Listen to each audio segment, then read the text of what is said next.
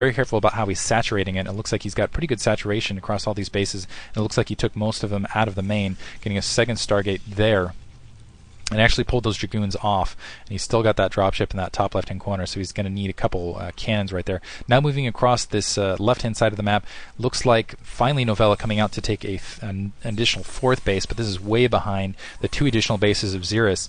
And he's going to simultaneously try to put pressure here on the 3 o'clock. He's going to have to draw back, though, because he has nothing defending this natural expansion. It looks like Xeris is just going to barrel down, clear it from the mines, and he's got a lot of Dragoons moving up. And with that Psystorm to just follow, he's going to be able to absolutely destroy everything. Yeah, just getting a little bit too greedy, didn't have the good spread, going to lose a lot of these SCVs, probably going to lose that tank as well. I wonder if there's a second Psystorm left in that High Templar, and just the troops to kind of follow. They're flooding all across that bridge, and yeah, that natural expansion completely buried, and actually Xeris might be able to march right in to the main right now. He's getting a lot of damage done. Again, it looks like that High Templar just happy to just sit there, build up some more energy, still not getting picked off, and he's all over this natural expansion. Looks like these troops, instead of trying to barrel back, are just going to move up, and Xeris, very intelligently, you can see he realized that was going to happen and just moved his probes right up, is happy to do a base trade right here, particularly if he can walk right into the main. And it looks like Novella might have lost this match right here because he instead going up for this 3 o'clock base, which is empty. It's going to be pretty much an empty victory for him.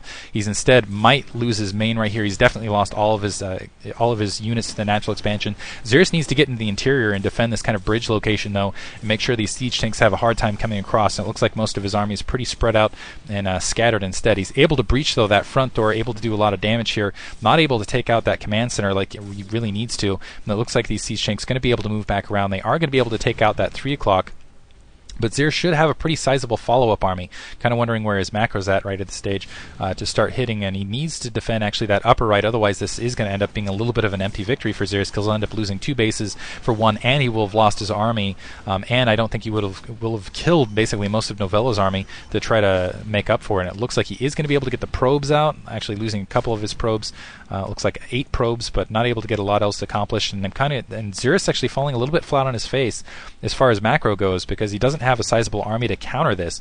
And really, when you're playing a big okay, never mind, his army's right on top of it. I just wasn't seeing where it was located. Okay, pushing in, and now he's actually got now he's really dangerous actually, because he's got that upper right hand base. He can immediately retake that third. He's also taking that 9 o'clock simultaneously, and that 3 o'clock base looks like it got halted or at least stalled, so it's 2 base versus essentially what's going to be 6 here in a second. Keep in mind, I don't think Xeris can really saturate all of them. But yeah, he's got a big economy that he can really roll with, and a single vulture moving out to the 9 o'clock is at least going to see that base going up.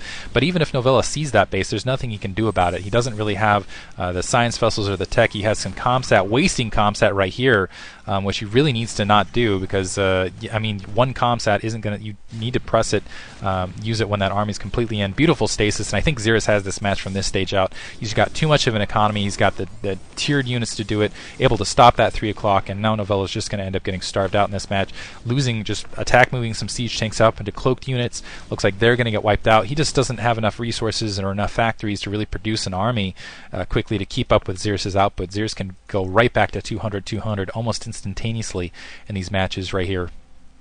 And in these matches, in this match right here, looks like some vultures being moved up. They are going to be able to get a lot of probe kills. A single zealot, hero zealot, go zealot, stop those vultures. Going to lose a little bit there, but again, I just don't think it makes that much of a difference. Still some idle probes here in the north corner. Got to be annoying Xeris at the very least. Able to run up and provide a little bit of cloaking, but still not saving a lot of these vultures, and Xeris needs to focus actually on just pressing in right to Novella's main, because Novella, yeah, you got a little bit of a counterattack. Kakaru there decided to click for some reason. Finally getting some cannons up. This is the thing, it's easy for Xeris to just turn around and kind of rebuild his main and get some cannons up and defend right here. He's still got a lot of nexus to actually reproduce a lot of those probes out of, and actually it might be a favor to him, depending, actually never mind, it looks like his main's not very saturated. I was about to say it might be a favor just freeing up some supply off a very large bank for Xeris at this stage.